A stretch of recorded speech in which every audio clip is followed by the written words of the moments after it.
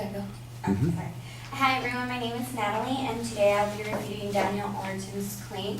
The advocate claim is decriminalizing the use of recreational drugs will provide a more effective platform for dealing with drug-related problems. Allerton's secondary claims were: 1, treating drug use as a medical issue is more effective at combating it than treating it as a criminal one. 2, the execution of drug criminalization in Portugal shows how effective it can be. And 3, programs like needle exchange decrease the dangers involved with drug use. So first I want to respond to his first claim that decriminalizing the use of recreational drugs will cause individuals to more than likely to experiment. In the example of Portugal, Daniel says that the addicts are sent to be surveyed for potential treatment, simply saying that they will be receiving a slap on the wrist. If newcomers are aware that there is no true punishment for their use of possession or of recreational drugs, what will stop them? So more people will be more than likely to try recreational drugs in forms of injections if they know it's more likely for them to not to get any blood-borne viruses such as HIV and hepatitis. This ties into his third claim about how programs like needle exchange decreases the dangers involved with drug use. Daniel Orton said in his speech, "The absence of needle exchanges in the U.S. exacerbates the use of dirty needles and can spread of said diseases.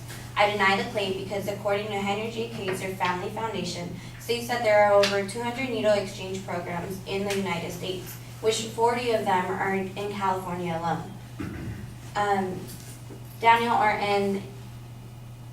Daniel Orton also says that treating drug addicts as under medical issues instead of criminals states that the United States isn't treating any addicts with any medical issues, in which according to also Henry J. Kaiser Family Foundation, is that the first tactic when encountering with a drug addict is offering medical assistance rather than just sending them straight to prison. And drug addicts who are sent to prison are then later afterwards offered the opportunity for rehab and to get better and hope to better themselves.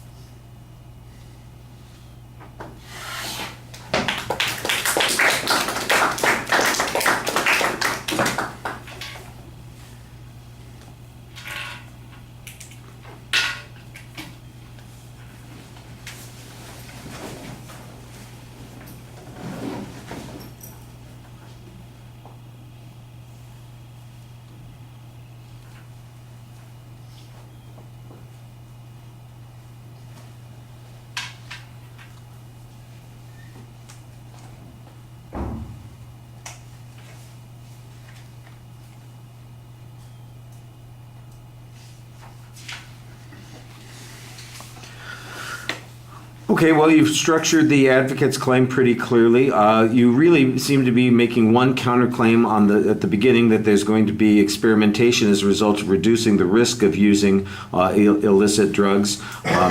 Most of that seems like an assertion. I'm not sure that there's any data that supports that idea.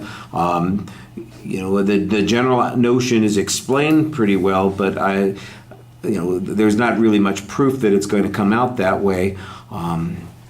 Especially since you don't say anything about the particular program that the advocate's talking about on the second point, I think that might be a little bit problematic for you.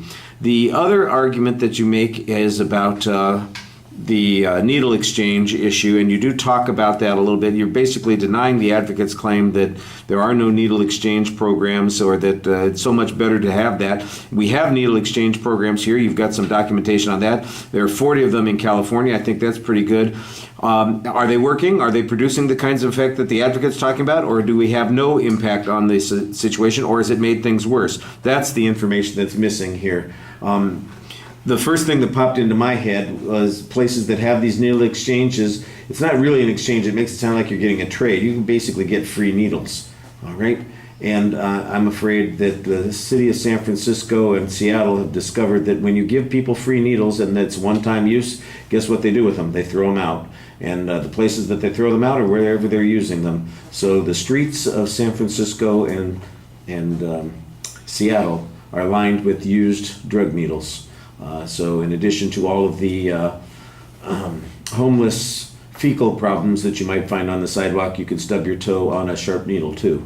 That seems to me like maybe a potential argument there that suggests this idea that we're going to assist people by giving them the stuff that's going to make them safer drug users actually makes things less safe. I think that would be a good counterclaim to present on that argument.